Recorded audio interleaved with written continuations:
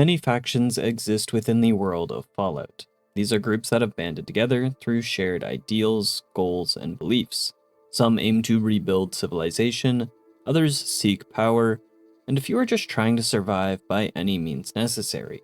On the East Coast, these factions have helped shape the politics, conflicts, and culture of the wasteland. We did the West Coast last time, so today let's go over every notable East Coast Fallout faction in about a minute or less, sometimes more. Again, I didn't really time myself if I'm honest. The factions I've included here have a core ideology, some kind of internal structure, defined goals, and at least a little iconography. Let's get into it. The Abolitionists. The Abolitionists are an anti-slavery movement headquartered out of the Temple of the Union. Led by Hannibal Hamlin and made up of former slaves, the Abolitionists provide shelter and aid to runaway slaves as they seek their own freedom. Their current goal is to move their operations from the Temple of the Union to the Lincoln's Memorial, while also restoring a readable copy of the Gettysburg Address. Their hope is that this will inspire hope and change among the citizens of the Capital Wasteland, rallying more folks to their cause. However, as the Abolitionists are small, and without support from some other larger factions, their hopes of ridding the Capital Wasteland from slavery seems lofty at best. Still, every little bit counts. The Brotherhood Outcasts. The Outcasts are an offshoot of Lion's Brotherhood of Steel. Having grown tired of Lion's humanitarian ways and believing that the Elder has lost sight of the Brotherhood's goals in the Capital Wasteland, several defectors emerged, leaving the Citadel to better focus on more traditional Brotherhood duties. This schism led to the more fundamental Brotherhood Outcasts.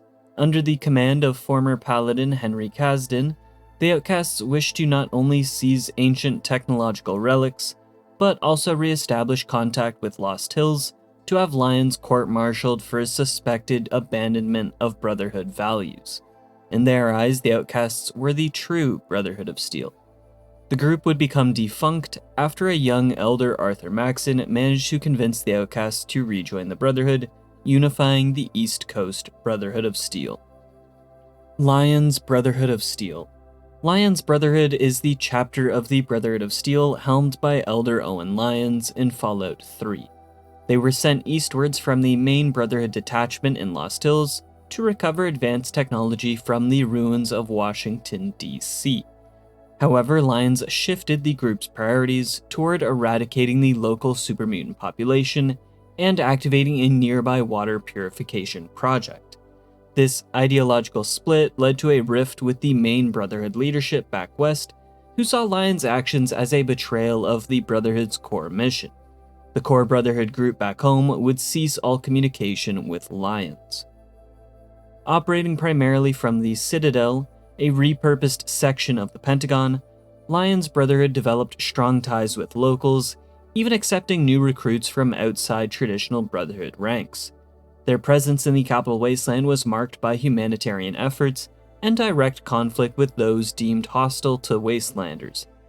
By the end of Fallout 3, the Brotherhood of Steel plays a key role in returning clean drinking water to the region and defeating the tyrannical Enclave. Lyon's eventual death and the subsequent deaths of many other elders would result in Arthur Maxon becoming the Brotherhood's youngest elder ever. Maxon would unite this East Coast chapter, evolving it further into a more militarized regime. The Chinese Remnants. The Chinese Remnants are the ghoulified remnants of Chinese operatives from before the Great War. The largest contingent of them can be found within Mama Dolce's. The pre-war food manufacturing plant served as a front for a Chinese spy operation. It's here where they would attempt to disrupt America and spread communist propaganda, all while serving up such great American classics like sweet and sour stroganoff.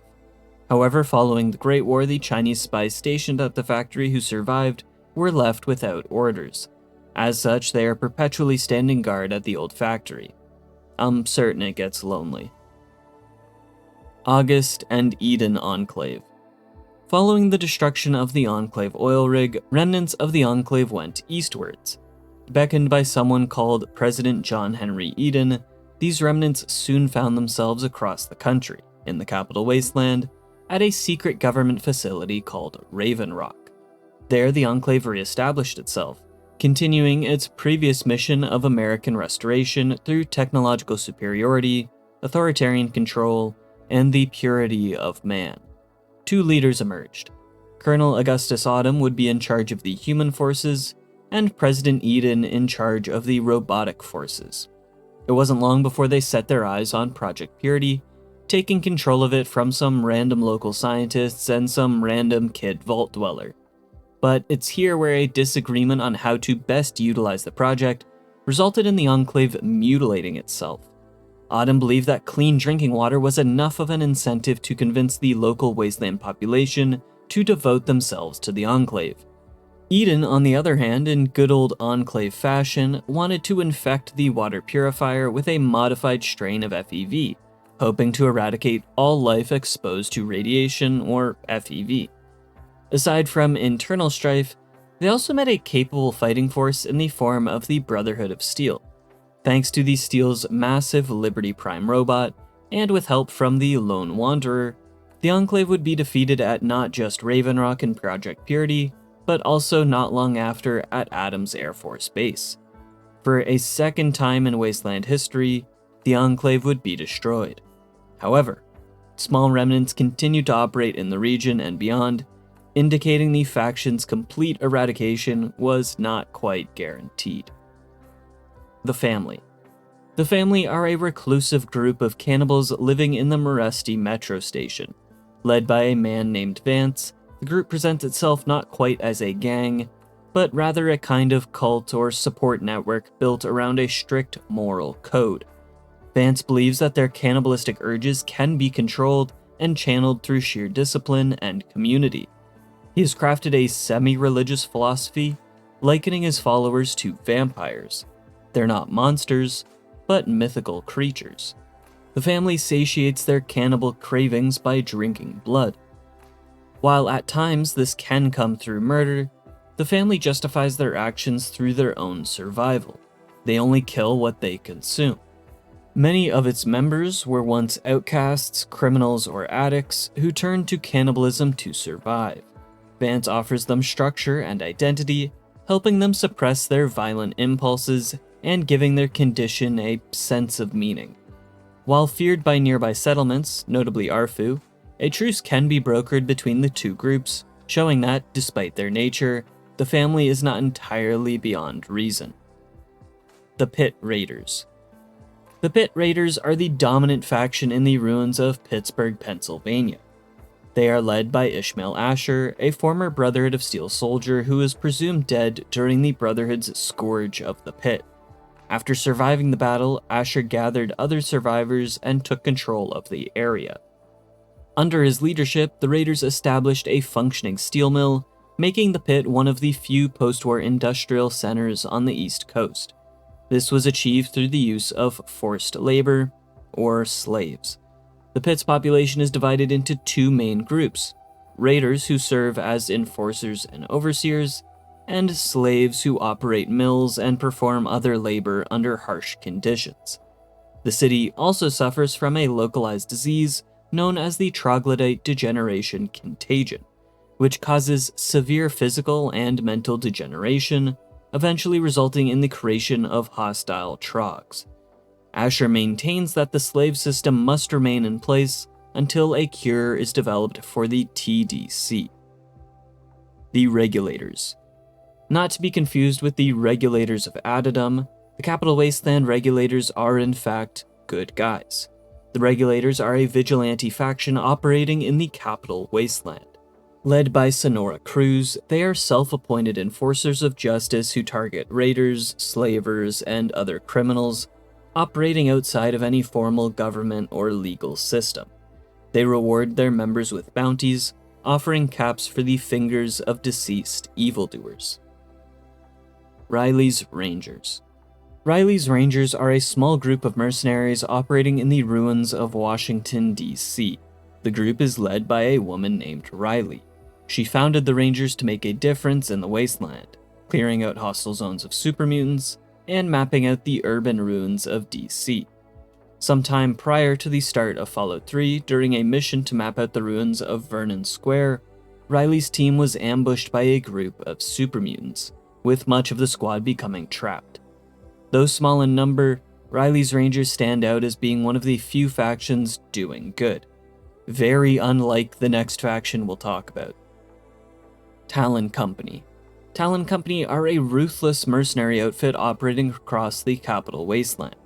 Unlike the aforementioned Riley's Rangers, Talon Company seeks to sow chaos wherever they go. They operate out of a fortified military base, Fort Bannister, located north of Evergreen Mills. From there, they dispatch squads to enforce their mysterious clients' interests, whether that means wiping out settlements, hunting specific targets, or simply spreading fear. Who's paying them is kept a mystery, but they consistently act against those who help civilians or challenge powerful interests. Quite the terrible group, even if their armor does look pretty cool. The Tunnel Snakes. The Tunnel Snakes are a small group of delinquents operating within Vault 101. Started when they were around 10, the group is composed of several lifelong friends and vault dwellers. The group wears matching black leather jackets with a snake on the back forming the letter S.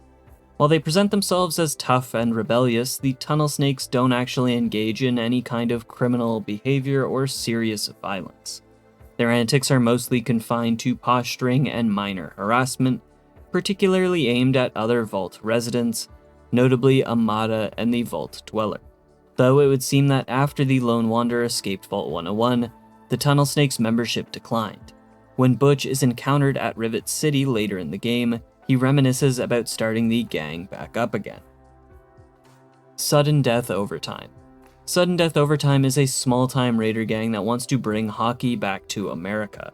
Led by goalie Ledoux, the group has a terrible understanding of the sport. Still, they get by well enough. The gang was hired by an unknown client to recover the Nuka-Cola Clear formula from the Nuka-Cola plant and can be encountered outside the Red Racer factory, where they will bargain with you for the formula. They're a cool encounter, and Ledoux's mask is one of the best in the game. Paradise Falls Slavers. Paradise Falls, once a shopping center, is a fortified slaver outpost located in the capital wasteland. Operated by a group of ruthless slavers and led by a man named Eulogy Jones, it serves as the central hub for the capture, sale, and imprisonment of human beings. Many of the slaves come from nearby settlements or are unlucky travelers caught in the wrong place at the wrong time. Paradise Falls supplies slave labor to various factions and individuals in the wasteland, with one of their biggest customers being the Pit Raiders. While slavery is not universally accepted in the capital wasteland, there's little organized resistance against it out of small groups like the Regulators or Abolitionists. Certainly bleak, but hey, at least they have a big boy restaurant. The Zetans.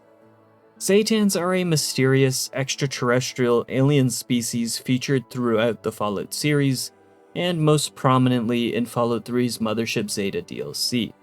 They are humanoid in shape, with large black eyes, elongated limbs, and grayish skin, clearly inspired by the gray alien from various pop culture. Their technology far surpasses anything seen on Earth. Zetans possess energy weapons, cryogenic chambers, teleporters, and advanced medical systems. While their motives still remain unknown, the Zetans' repeated presence implies a long-term interest in Earth and its inhabitants. Whether they are researchers, invaders, or something else entirely remains a mystery, for now. Maxon's Brotherhood of Steel. In the aftermath of Fallout 3, the East Coast Brotherhood of Steel underwent major changes. With the Enclave defeated and Project Purity secured, a series of mysterious deaths among senior leadership paved the way for the faction's youngest elder in history, Arthur Maxon, a direct descendant of the Brotherhood's founder. Charismatic and disciplined, Maxon unified the fractured East Coast chapter and led them into a new era of aggressive expansion. Using salvage technology from the ruins of Adams Air Force Base, the Brotherhood constructed a massive airship, the Prydwen, as both a mobile command center and a symbol of power. Under Maxon's leadership, the Brotherhood grew far beyond the capital wasteland. By the time of Fallout 4, it had transformed into a highly militarized, authoritarian force focused on controlling advanced technology and eliminating perceived threats like supermutants, feral ghouls, and synths. Depending on the events of the game, it is the Brotherhood of Steel who stops the Institute, further cementing their control of the East Coast. And if the Fallout TV show is anything to go by, Arthur's Brotherhood has only grown in influence, dispatching their airship westwards on the hunt for a runaway Enclave scientist. The Railroad. The Railroad is a secretive organization dedicated to the liberation, protection, and reintegration of synths in the wasteland. As such, their biggest rivals are the Institute, the creators of synthetic beings. While the group is most prominent in Fallout 4, being one of the 4 main factions, early traces of the Railroad can be found in Fallout 3 through the Replicated Man's side quest. By the events of Fallout 4, we see the Railroad as a well-organized resistance network. Operating from hidden safe houses and using code in the field, they smuggle synths out of the Institute and erase their memories, giving them new identities and freedom in the wasteland. Led by Desdemona, the Railroad faces increasing pressure as the Institute continues to escalate their work within the Commonwealth. Their work is often dangerous and thankless, viewed by many as misguided or even traitorous to humanity. This is especially true when it comes to the Brotherhood of Steel, as they see synths as nothing more than machines. To the Railroad, though, synths are not property, they're people, and as such they believe their fight for freedom must include everyone, even those who are built instead of born. The Institute. Beneath the ruins of the Commonwealth lies perhaps one of the most advanced civilizations the post-war world has ever seen, the Institute. Born from the remnants of the Commonwealth Institute of Technology, the Institute survived the Great War by retreating underground, where it steadily built and refined its knowledge in complete secrecy. But one of their greatest achievements is the synth. These synthetic humans, particularly the lifelike third-generation models, blur the lines between man and machine. To the Institute, synths are tools, creations meant to serve a higher purpose. But to the Commonwealth's surface dwellers, the Institute's actions have sparked much fear and conspiracy. Disappearance, infiltration, and manipulation have made the organization a boogeyman. By the time of Fallout 4, the Institute is led by a man known as Father, who believes the Institute's actions are crucial to the survival of humanity. They see themselves as humanity's last hope, and yet its cold detachment, questionable ethics, and disregard for freedom raise the question: can a future that was secretly built underground and without care for the surface truly be a better one? The Commonwealth Minutemen. The last of the big 4 factions are the Commonwealth Minutemen. The Minutemen began as a grassroots militia movement in the post-war Commonwealth. These were ordinary wastelanders banding together to protect their homes when no one else could or would. And for a time, they were a great symbol of hope in the Commonwealth. Volunteers from settlements across the entire region rallied under the Minutemen banner, fighting off raiders, supermutants, and whatever other threats popped up. But the alliance was fragile. Internal disputes began to fracture the group. The final blow came at the Quincy Massacre, where the Minutemen failed to protect a major settlement from a large coordinated gunner attack. Most of their group died or scattered, with the event ultimately resulting in the fall of the faction. By the events of Fallout 4, the Minutemen are all but gone. Well, that is until a lone survivor from Vault 111 helps rescue a small group of settlers. Among those settlers was Preston Garvey, one of the last remaining Minutemen. From there, with the help of the sole survivor, the Minutemen began to rebuild. The Commonwealth would get their defenders once again. The Atomcats. The first of several minor factions in Fallout 4 are the Atomcats. The Atomcats are a post-war power armor-focused gang based out of a repurposed Red Rocket garage. Known for their love of pre-war greaser style and custom hot rod-inspired hardware, the Atomcats have built their identity around 2 things: looking cool and power armor. They were founded by a man named Zeke, who had to fight off a horde of feral ghouls to claim the garage. Now a safe haven for the cats, the group often trades for scrap power armor to restore and resell. Because of their steady supply of power armor, though, they are often a target for gunner and raider attacks. While they might not seem like a major force in the Commonwealth, they've certainly carved out a unique space within it. A crew of laid-back but heavily armored mechanics who've managed to turn power armor into its very own subculture. The Gunners. The Gunners are the Commonwealth's most organized and most well-equipped mercenary groups. Unlike your average group of raiders, the Gunners operate more like a paramilitary force, complete with ranks, command structures, and access to advanced weapons, armor, and even vertebrates. They're not particularly driven by any sort of goals or ideals. Rather, they merely defend their territory, fight for caps, and do their best to survive. However, by the time of Fallout 4, they increasingly act like an occupying force in parts of the Commonwealth. Civilians and settlers rarely see the Gunners as anything more than the common raider, thugs in military cosplay, who take what they want and kill anyone who resists. The Forged. Led by Slag, the Forged operate out of the Saugus Ironworks. What makes the group truly unique are their brutal initiation rituals. While the details of these rituals are unknown, the Forge often sentences those who failed them to be fed to the Forge. Because of these rigorous and often deadly trials, the Forge have become some of the strongest raider gangs in the entire Commonwealth, even capable of fending off the more structured Gunners, one of the few raider gangs who can. While they might still be new to the Commonwealth, they have quickly become one of the region's deadliest groups. The Enclave Remnants. By 2287, the start of Fallout 4, the Enclave wasn't exactly as extinct as many had previously believed. Surviving East Coast remnants had quietly regrouped, re-establishing a command structure in an undisclosed location beyond the Commonwealth.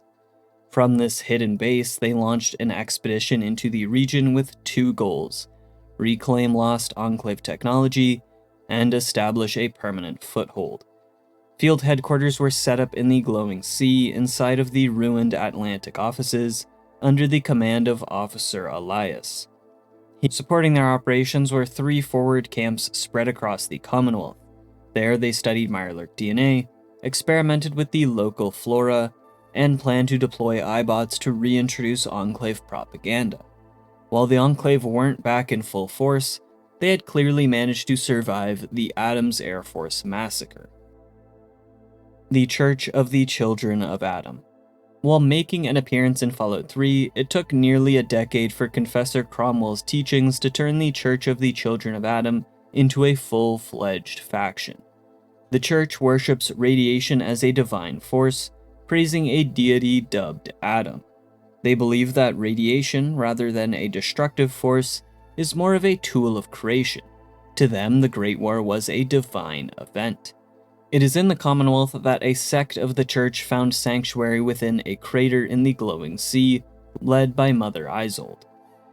But not all Atomites are peaceful towards outsiders. Militant zealots can be found in such locations across the Commonwealth, like the Crater House. Across the way is another militant sect. Their leader, High Confessor Tectus, preaches from the Nucleus, a converted submarine base on the irradiated coast of the island.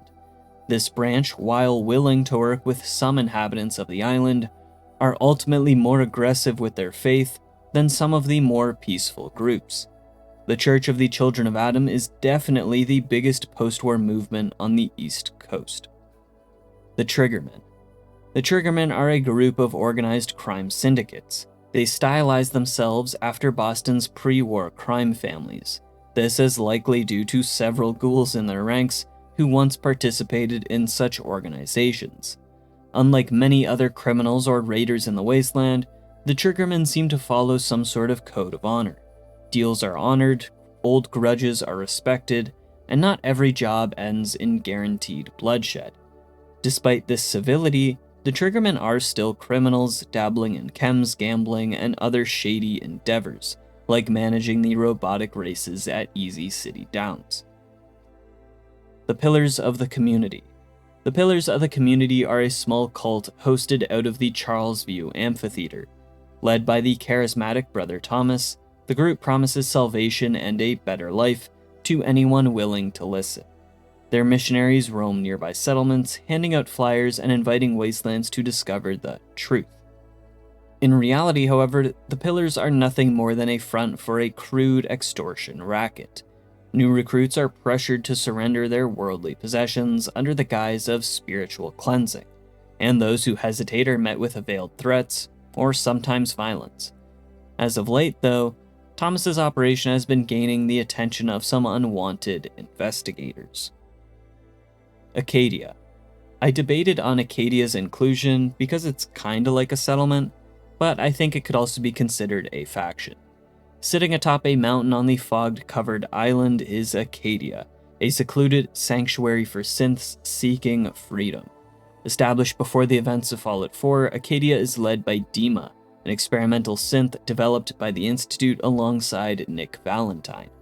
Unlike other synths, Dima was designed to learn and evolve independently, eventually rejecting the Institute's goals and escaping to the island. Dima founded Acadia as a place where synths could live in peace, free from the Institute's control and the persecution of the Commonwealth. However, Acadia's peace is fragile. Dima uses any means necessary to maintain a shaky peace with the island's other inhabitants.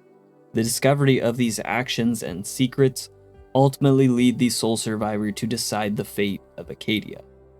The Trappers. The Trappers were once ordinary people, but over time, exposure to the island's dense radioactive fog warped their minds. They became feral, aggressive, and obsessed with killing, losing any trace of their former selves. Now, trappers roam the island in brutal packs, laying traps and claiming territory deep in the wilderness. The Rust Devils. The Rust Devils are a raider gang introduced in Fallout 4's Automatron DLC. They set themselves apart from other raiders thanks to their extensive use of robots. They frequently attack mechanist robots and other travelers to harvest scrap and components. Their presence adds a unique tech-focused threat to the Commonwealth, which is really quite cool. The Disciples. The Disciples are one of 3 raider gangs residing in Nuka World. Led by Nisha, the Disciples believe in strength through fear and tend to kill anyone who appears weak or unnecessary. Even among the Nuka World Raider Alliance, they are considered unpredictable and dangerous. Their headquarters, found in the park's Fizztop Mountain, is filled with the regular raider trappings, mutilated corpses, and decapitated heads. They really are the typical raiders, but dialed up to 11. The Operators. The Operators are the second of the 3 raider factions residing in Nuka World. Unlike the other gangs, the Operators are organized, calculated, and driven primarily by caps. Money-making, of course.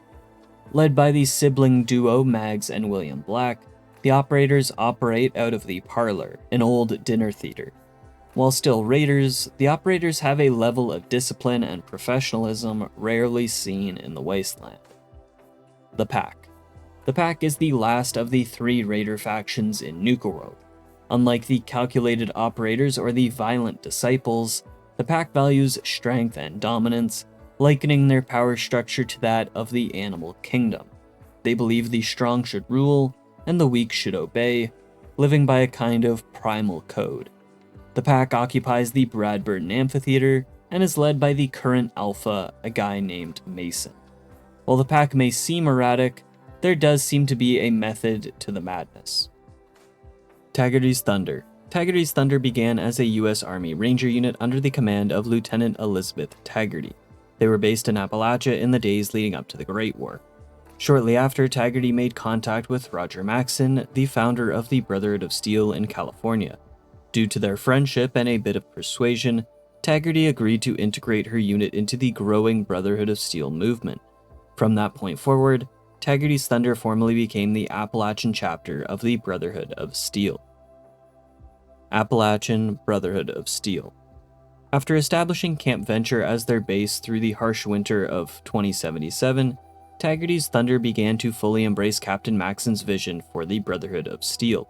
Discovering proof at the West Tech Research Center that validated Maxon's warnings about the dangers of pre-war technology, they renounced loyalty to the old US military and accepted Maxon as their true leader. By the early 2080s, the Appalachian Brotherhood expanded to the former Allegheny Asylum, renaming it Fort Defiance. They forged uneasy alliances, notably with the Responders, uniting against threats like super mutants and hostile mutants in the region. However, they soon faced a new existential threat, that of the Scorch Beasts. These flying nuclear mutated creatures forced the Brotherhood to divert vast resources into containment efforts. Despite launching Operation Touchdown in 2095, led by Tagert herself, the Brotherhood suffered devastating losses. Within months, their numbers dwindled rapidly. By August 2095, Fort Defiance fell, and only a handful of members remained at Thunder Mountain before the Appalachian Brotherhood was wiped out entirely. Though their chapter ended, their research and weaponry remained, a legacy that the wider Brotherhood would rediscover years later when an expedition arrived in 2104 to rebuild their presence in the region. The Brotherhood First Expeditionary Force. Years after losing contact with the original Appalachian Brotherhood of Steel chapter, the Western Brotherhood sent the First Expeditionary Force to investigate and re-establish a foothold in the region. Led by Paladin Layla Romani, the expedition's goals were to uncover the fate of their Eastern Brotherhood, secure valuable technology, and claim key sites like the Atlas Observatory. The journey was long and perilous, spanning thousands of miles. Along the way, the team faced raiders wielding advanced weapons, internal divisions over leadership decisions, and the loss of key members. Despite these hardships, Romani pressed on, determined to carry out their mission. Their destination, the Atlas Observatory, was already fortified by local enthusiasts and vault dwellers who helped clear and secure the area. Upon arrival, the depleted expedition, now just 3 original members, along with some newly recruited initiates, renamed the facility Fort Atlas and set it as their base. From there, the First Expeditionary Force aimed to revive the Brotherhood's presence in Appalachia, continue research, and protect the region from threats, carrying forward the legacy left by Paladin Tagert and her original Thunder unit. The Cult of the Mothman. The Cult of the Mothman is a prominent religious movement in Appalachia centered around the mysterious West Virginia cryptid, the Mothman. Before the Great War, followers gathered in a modest church beneath the Mothman Museum in Point Pleasant. Just days before the bombs fell, a visionary named Brother Charles led the faithful to seek refuge in the remote Lucky Hole Mine. After the war, strange moth-like mutants appeared throughout Appalachia, believed by cultists to be divine manifestations. Over time, the cult fractured into 2 rival groups, locked in a bitter conflict. The Enlightened, a more secular faction, were the first to leave the mine. They follow Brother Charles and revere the Wise Mothman, a singular entity with glowing purple eyes said to embody wisdom and truth. In contrast, the followers of the Winged One remained in the mine longer and later emerged under the leadership of the First Priestess of the Wood. This sect is zealous and superstitious, worshipping the many red-eyed holy Mothman creatures as physical incarnations of their god of light. They have claimed significant territory and carry out aggressive crusades in the name of their faith.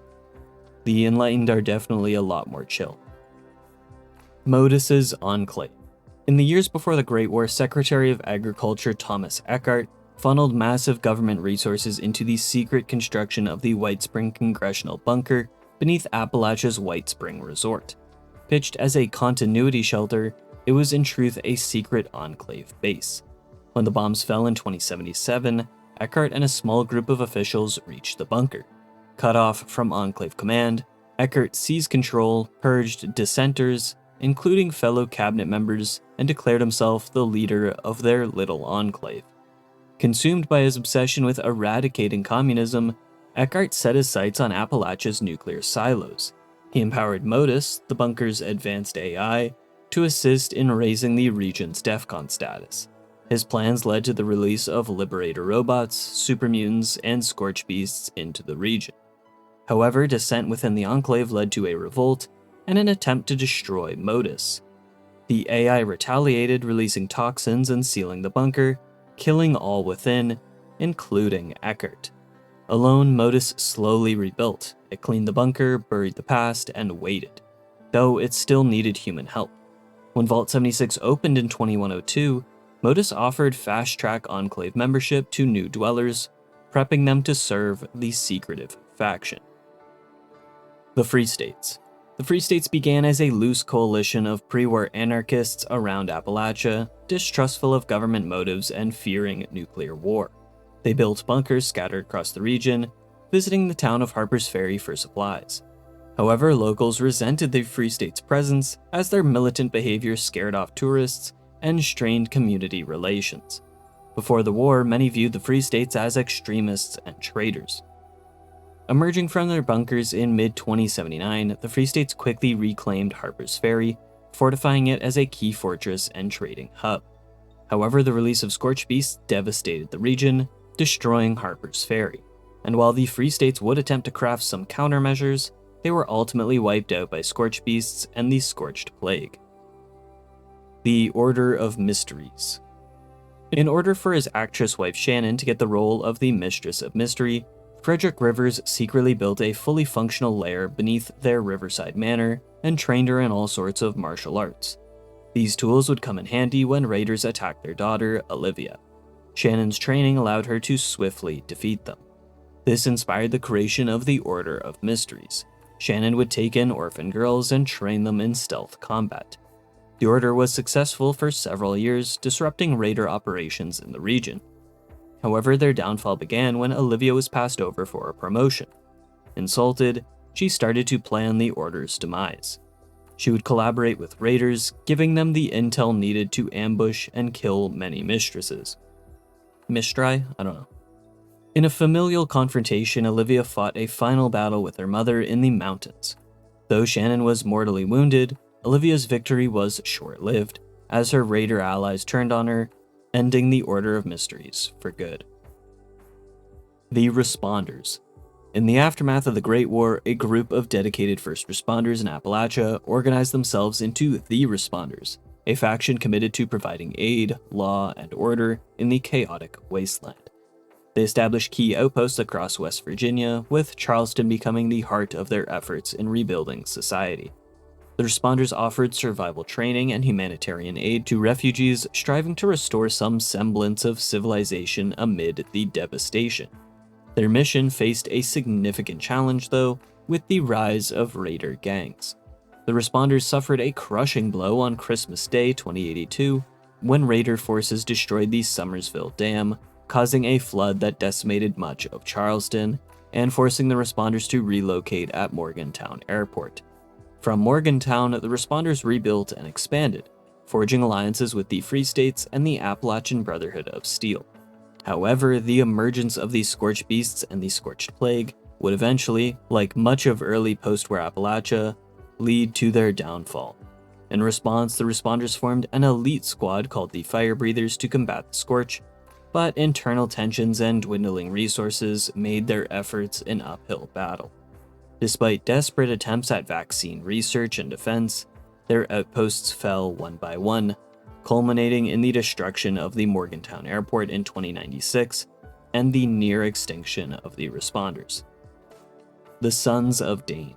The Sons of Dne were a survivalist group founded before the Great War by Dane Rogers, who, like those in the Free States movement, distrusted the government and believed nuclear annihilation was inevitable. Following a violent incident in Clarksburg, the group sought self-sufficiency and freedom from government control. When the bombs dropped, the Sons took refuge underground, re-emerging to the harsh wasteland. Struggling with resources, their troubles only worsened when a terrifying creature, later dubbed the Night Stalker, began stalking their compound at night. Despite multiple attempts to hunt it, the Night Stalker, a cunning Wendigo, killed off the group one by one. As their numbers dwindled, Dane sent out a radio distress call, desperate for help. Eventually, the Night Stalker would wipe out the last of the Sons of Dne. The Cutthroats. The Cutthroats were one of 5 major raider gangs operating in Appalachia after the Great War. Based out of the Pleasant Valley Ski Resort, their name and logo were inspired by a ski trail called Cutthroat Crag. Led by David Thorpe and his second-in-command, Rosalind Jeffries, the gang quickly gained a reputation for brutality. Their most infamous act was the Christmas flood of 2082, which destroyed the city of Charleston. Thorpe initiated the flood after wrongly assuming Rosalind had died during a failed rescue attempt. This event marked the gang's most devastating impact on the region, though the gang would eventually succumb to the Scorched Plague. After the outbreak, Rose, an AI copy of Rosalind's personality inserted into a Miss Nanny, assumed control of what remained of the Cutthroats. From her tower at the top of the world, she continues to seek new recruits in an effort to rebuild. The Diehards. The Diehards were a rare example of restraint among Appalachia's 5 main raider gangs. Led originally by Margie McClintock, they believed in raiding without killing innocents, something that quickly branded them as weak by the other gangs. Eventually, the Diehards collapsed, and supermutants took over their territory. Some members fled Appalachia before the Scorched Plague destroyed the region. However, in 2103, the gang resurfaced under Meg Groberg, one of the last original Diehards. Drawn back by rumors of treasure, they rebuilt alongside other raiders, forming a new coalition headquartered at the crater. The Blackwater Bandits.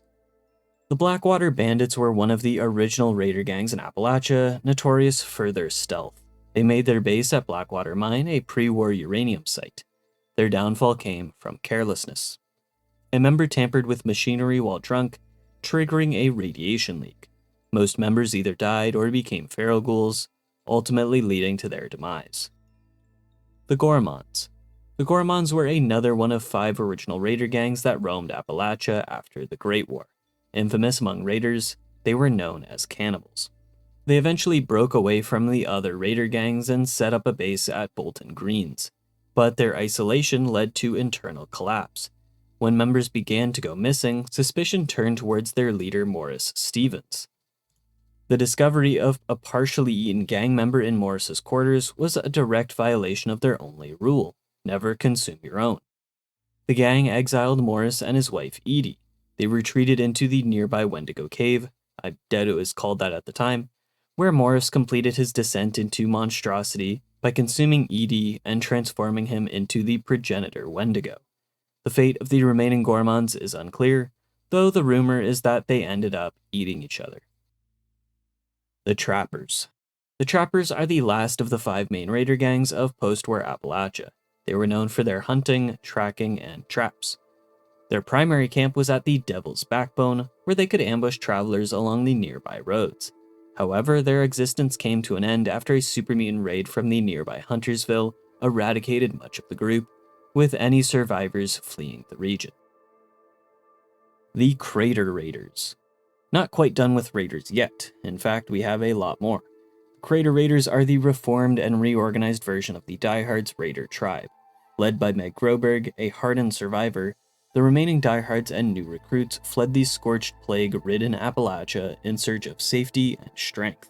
Their journey took them through the Commonwealth and Washington, before eventually circling back home. When they heard settlers were returning to Appalachia, they decided to reclaim the land they had once ruled. They established a new stronghold at the site of a crashed space station, transforming the wreck into a fortified base. Suspicious and territorial, the Crater Raiders rarely tolerate strangers, especially settlers who threaten their control. The Foundation Settlers. After the Great War, a man named Page, once the head of the construction workers' union in the nation's capital, led a group of survivors and construction workers to Appalachia. It was here that they built a new home, Foundation. Like the original mission of the Vault 76 dwellers, the settlers believed Appalachia could be reclaimed, and that Foundation was the first step of their long-term vision for restoring civilization. The Blood Eagles. Named after an execution ritual, the Blood Eagles are one of the most brutal and chaotic factions in Appalachia. Some say they descended from old biker gangs, while others claim that they began as a group of con artists overtaken by violent opportunists. By 2103, they had become a dominant raider force, occupying several locations across Appalachia. Hellcat Company. The Hellcat Company is a band of mercenaries originally hired by the Fanatics to help crush the Union resistance in the pit. Acting as a mobile death squad, the Hellcats were shuffled between brutal missions with little rest or reward. They raided Union camps, executed survivors, and endured constant friendly fire from the unhinged fanatics that had hired them. Later, around 2104, the remaining Hellcats regrouped under Sergeant Kit and took on a new contract, guarding Dr. Edgar Blackburn in Vault 96. In exchange for protection and test subjects, the Hellcats were promised salvage rights. They would uphold their side of the contract until the Blood Eagles overwhelmed the vault, wiping out the remnants of their company that was already quite close to death anyway. The Rust Eagles. The Rust Eagles are a splinter group of the Blood Eagles, founded by a botsmith named Buzzsaw. Obsessed with robotic warfare, the group spends time creating their best battle bots. Their creations are then tested in a brutal pit fight at the Metal Dome, where members of the Brotherhood 1st Expeditionary Force do their best to down the bots. The Fanatics. The Fanatics began as scattered gangs in the pit, too chaotic to pose a serious threat. That changed though with the rise of a mysterious warlord who united them under one banner, launching a violent campaign to dominate the city. Their power surged when they hired the Hellcat Company, using them to clear Union strongholds with ruthless efficiency. Despite mutual distrust, the Hellcats helped the Fanatics take key territory, including the Sanctum, a church turned torture site and slave pen. After the Hellcats' contract ended, the Fanatics lost their military edge and turned to desperation. This allowed the Union to start fighting back against the Fanatics. The Pittsburgh Union. In the aftermath of the Great War, the remnants of Pittsburgh's Local 42 Construction Union reorganized into the Union, determined to restore order amid the nuclear ruin. Their goal was to reclaim their city and rebuild the industry. Against all odds, they revived entire factories, producing pre-war grade equipment and emerging as the pit's only true industrial power in the early post-apocalypse. Initially attempting peaceful coexistence with rising raider groups, the Union's restraint was shattered when the Fanatics, bolstered by Hellcat Company, launched a violent campaign. Despite fierce resistance, the Union steadily lost ground. It wasn't long before the Union had become a desperate resistance movement, taking in anyone willing to fight back. The Showmen. The Showmen are a collective of performers, gamblers, and gladiators in Atlantic City. They believe in keeping the spirit of entertainment alive, no matter the cost. Founded by Mother Charlotte, the group began as a haven for artists during a time of chaos and collapse. Over time, though, it evolved into a thriving cultural force within the city. The Showmen host the most sensational game, a deadly gladiatorial game. No matter the cost, the show will go on. The Revenants. The Revenants are a secretive, ghoul-only, raider-like faction based in Radiant Hills, near a heavily irradiated missile silo. Since their creation, the Revenants have grown into a refuge for ghouls. They raid nearby settlements for supplies, justifying their actions as a necessary means of survival, and try to avoid collateral damage when possible. Despite being branded as monsters by outsiders, the Revenants simply view themselves as survivors living in a place where ghouls can exist freely, unafraid, and unjudged. Isn't that what we all want at the end of the day? And that wraps up just about every notable faction from the East Coast Wasteland.